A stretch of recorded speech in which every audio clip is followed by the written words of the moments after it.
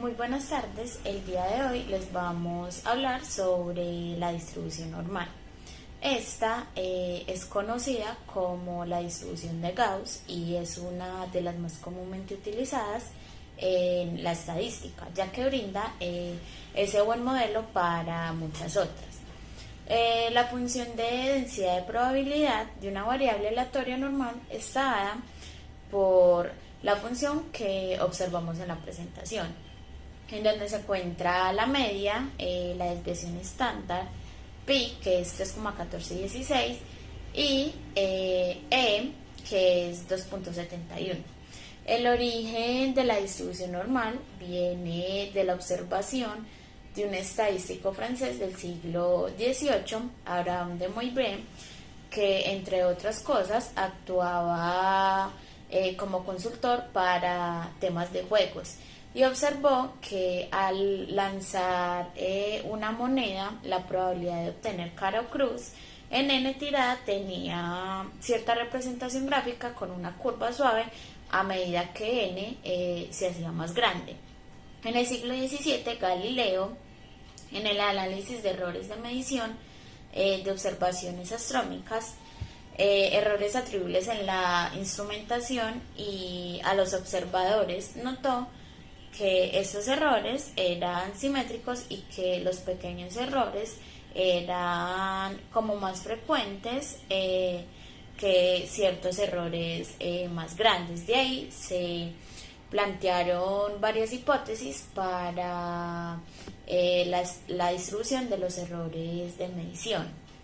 Entonces fue solo a principios del siglo XIX que se descubrió que estos errores seguían una distribución normal. Dos matemáticos establecieron de manera independiente ya su fórmula. Adrián en 1808 y Gauss en 1809, que al final dio su nombre a la más famosa de las distribuciones estadísticas, ya que se conformaron otros fenómenos naturales que se ajustaran a ella. Entonces les voy a hablar como un poquito de esas vías.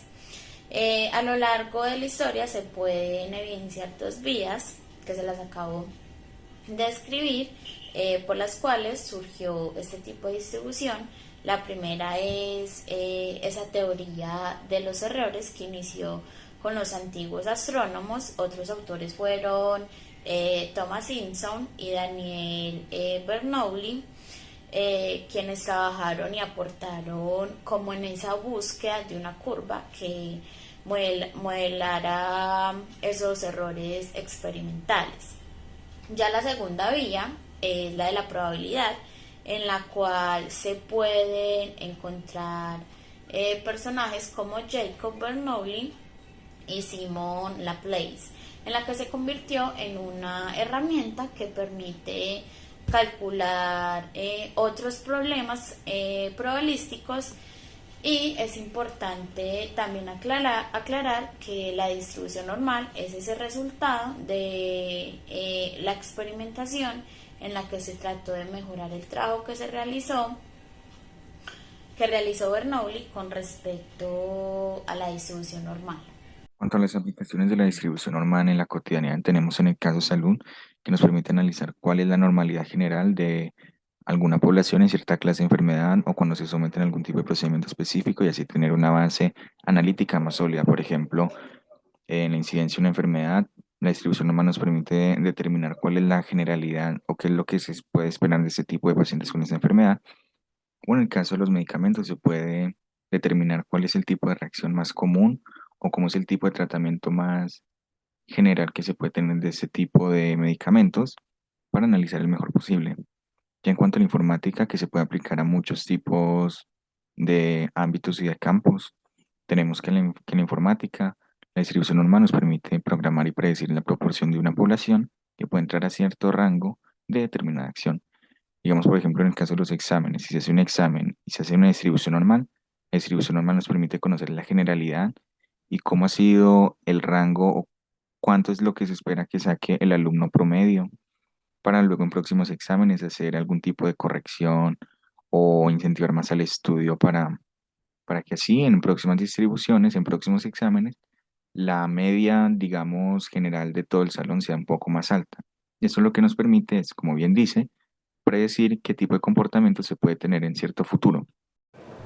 El ejemplo dice, la resistencia a la comprensión de una serie de muestras de cemento puede moldearse con una distribución normal con una media de 6.000 kilómetros por centímetro cuadrado y una desviación estándar de 100 kilómetros por centímetro cuadrado. A. ¿Cuál es la probabilidad de que la resistencia de una muestra sea menor a 6.250 kilómetros por centímetros al cuadrado? Entonces acá para hacer esta, en la fórmula ponemos igual, distri, nor, abrimos paréntesis, y lo primero que nos piden es x en este caso sería 6.250.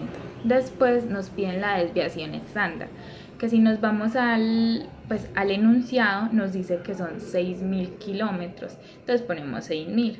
Después nos piden la desviación estándar, que en este caso, como dice el enunciado, serían 100. Y después ponemos 1, que en este caso sería o verdadero o falso. En este caso pues es verdadero, entonces ponemos 1, le damos Enter y nos arroja nuestro resultado.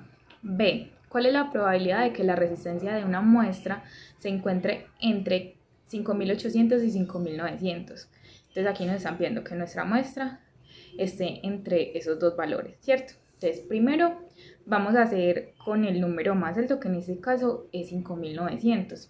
Entonces, igual, distri.no, abrimos paréntesis, ponemos x, que en este caso sería 5.900, después ponemos la media, que es 6.000, después ponemos la desviación estándar, que son 100, y después ponemos 1, que es verdadero. Le damos Enter y nos arroja el valor. Y ahora lo vamos a hacer con el valor mínimo. Entonces, igual, distri.non, abrimos paréntesis, 5.800, después ponemos la media, que serían 6.000, después ponemos la desviación estándar, que son 100, y por último, otra vez 1.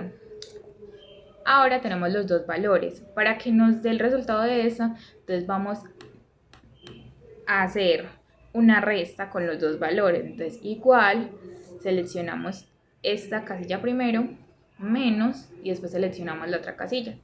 Le damos Enter y arroja el valor. Y se dice, ¿cuál es el valor de la resistencia que excede el 95% de las muestras? Aquí nos están pidiendo un valor de mi muestra como tal. Entonces vamos a hacerla con una fórmula diferente. Entonces vamos a hacer una inversión. Entonces ponemos igual inver.nor y ponemos en este caso x, que sería el 0.95 que nos están pidiendo. Nos están pidiendo el 95%.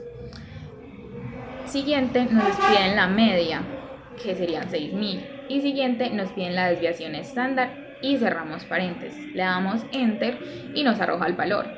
Y este sería nuestro ejemplo. Como conclusiones, tenemos que la distribución normal nace de la observación a fenómenos como la caída de una moneda y de la experimentación con la distribución binomial.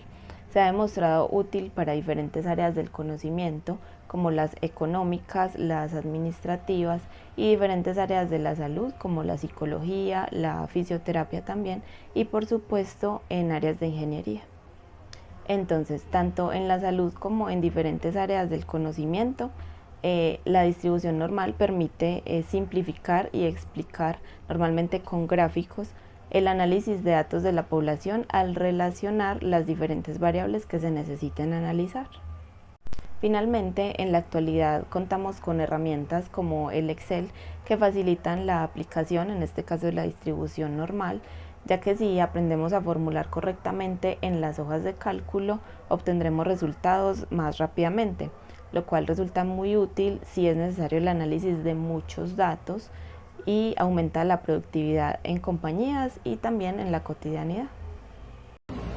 Como recomendaciones tenemos entender la forma de distribución normal, la cual es simétrica y en forma de campana. Conocer los parámetros. La distribución normal está completamente definida por su media y desviación estándar. Estos parámetros indican la ubicación y dispersión de los datos.